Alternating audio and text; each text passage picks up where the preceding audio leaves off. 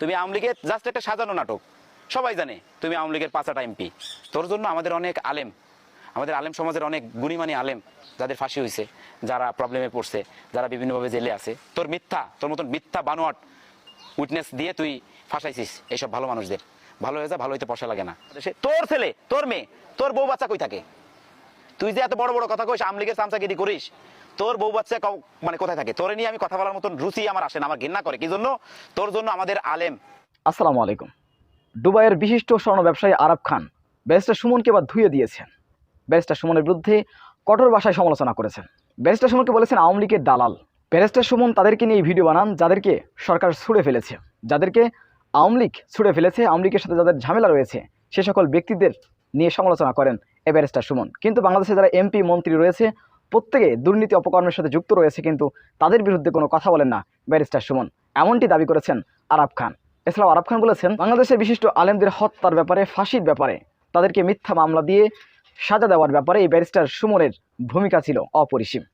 তাই ব্যারিস্টার সুমনকে ভালো হয়ে যাওয়ার হুঁশিয়ারি দিয়েছেন আরাব খান। সুপ্রিয় দর্শক, আমরা তার মুখ থেকে কিছু অংশ শুনে আসবো। তোর যদি সাহস থাকে, তুই তো একজন ব্যারিস্টার, লাথি খাওয়া ব্যারিস্টার, ঠিক আছে? তোর যদি সাহস থাকে, সেই পুলিশ অফিসার যখন ক্ষমতায় ছিল তখন তাকে নিয়ে কথা বলিস না কেন? কই, তখন তো দেখি নাই তুই তাকে নিয়ে কোনো কথা বলছিস। তুই কথা বলিস বিভিন্ন মানুষ নিয়ে, যারা প্রবলেমে থাকে তাদের নিয়ে কথা বলিস। একজন বাংলাদেশে একটা মন্ত্রী, মিনিস্টার, একটা উচ্চ পর্যায়ে যারা আছে তাদের একজনের ছেলে মেয়ে বাংলাদেশে পড়ালেখা করে? সব তো বিদেশে পড়ালেখা করে, বিদেশে টাকা পাচার করে, বিদেশে বাড়ি বানায়। একজন উচ্চবিত্ত মানুষ আমার দেখাতো যে বাংলাদেশে তোর ছেলে, তোর মেয়ে, তোর বউ বাচ্চা কই থাকে? তুই যে এত বড় বড় কথা কইস, আওয়ামী লীগের চামচাগিরি করিস, তোর বউ বাচ্চা মানে কোথায় থাকে? তোরে নিয়ে আমি কথা বলার মতন রুচি আমার আসে না, আমার ঘৃণা করে। কি জন্য?